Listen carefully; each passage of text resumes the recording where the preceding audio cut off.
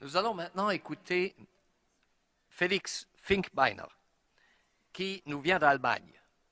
En 2007, âgé de 9 ans et inspiré de Wangari Maathai, Félix a terminé un exposé devant sa classe de 4e année d'école par ces mots. Je le cite, « Et si on plantait 1 million d'arbres dans chacun des pays de la Terre ?» Fin de la citation.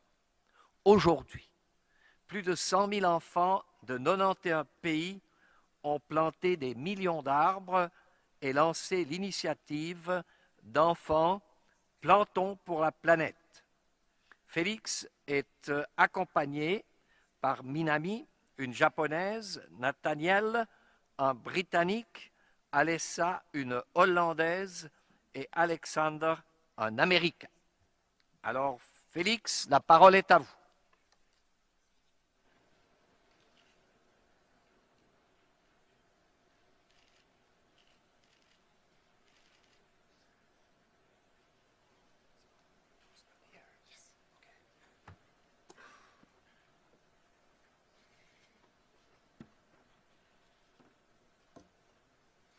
Your Excellencies, ladies and gentlemen, fellow children and youth, we children want to talk about forests, monkeys, and mosquitoes. Thank you for giving us, children, the chance to speak here, and thank you for making this year the International Year of Forest. Because for us children, forests are not only the livelihood of billions, but for us children, forests are our future. If we children think about future, then we think about two main crises. The poverty crisis, with 30,000 children dying of starvation every single day. 30,000 children are dying in an incredible rich world. And the climate crisis, with one part of the world, the rich part, a small minority, exhausting the most, and the ones that already suffer will suffer even more in future. We children understand that the adults know everything about these crises. But we children don't understand why there's so little action. We know that adults know exactly what challenges we have, and they know the solutions to these challenges. But we don't understand why there's so little action. During many discussions, physical and virtual, we children often discussed why there's so little action. And we ended with 3 possible reasons for this. The first reason might be the perception of future. For most adults, future seems to mean 20, 30, or even 40 years. But for us children, 2100 is still in our lifetime. And for most adults, or for adults, it's an academic question. If the sea level will rise by 1, 2, or 3 centimeters, or 7 meters until the end of this century. But for many of us children, it's a question of survival. Another reason why there's so little action on the sides of the adults might be that many adults seem to hide behind the climate skeptics, the ones that say there is no climate crisis. We children also often discussed about that topic. But for all these people, we have an answer.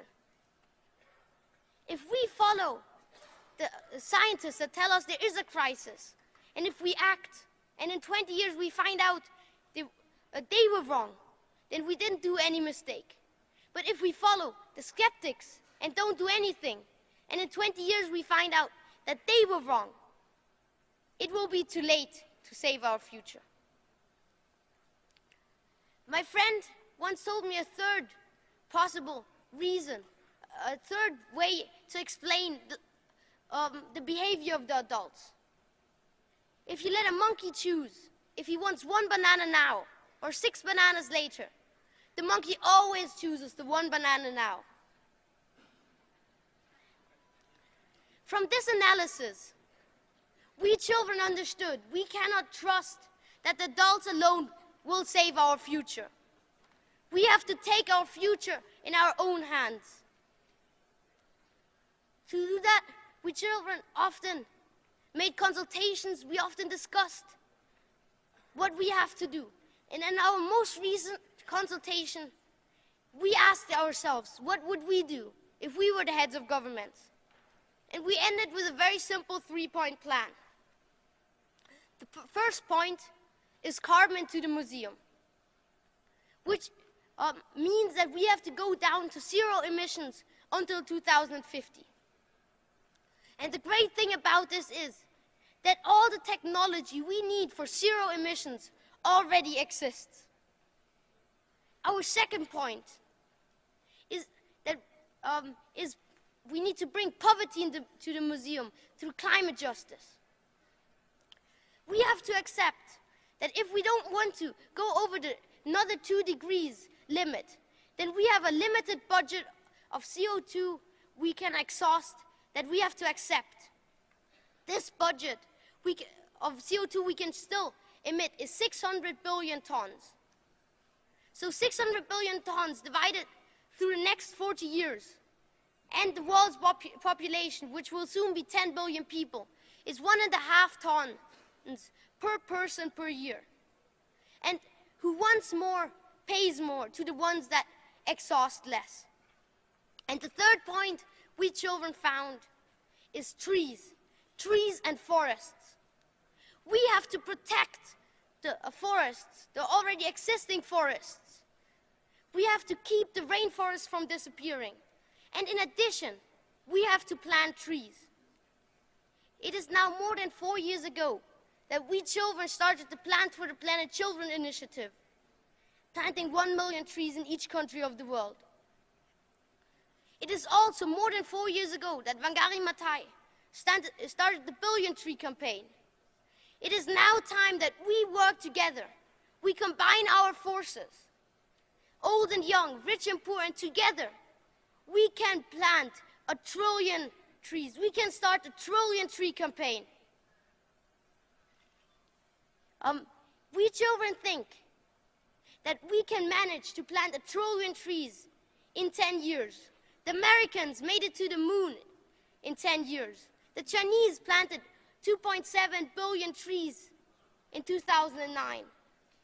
And to be honest, 1 trillion trees is only 150 trees per person. So we can manage. To conclude, we children have a campaign, Stop Talking, Start Planting. With this campaign, it's a very powerful campaign to spread the message to all people of the world. This is our campaign.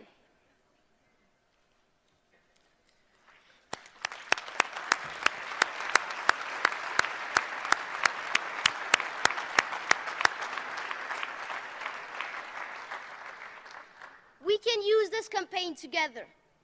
And to end, I want to give a message to all children of the world.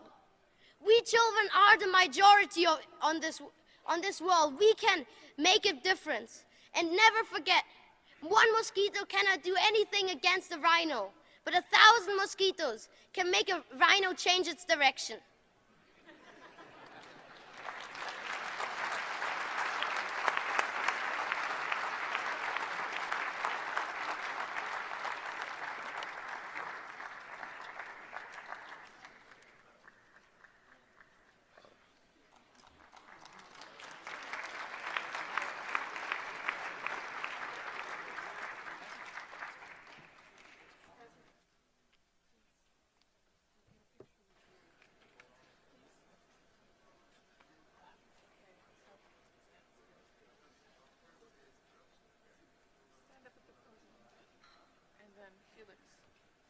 President of the General Assembly, you might want to show him not to talk.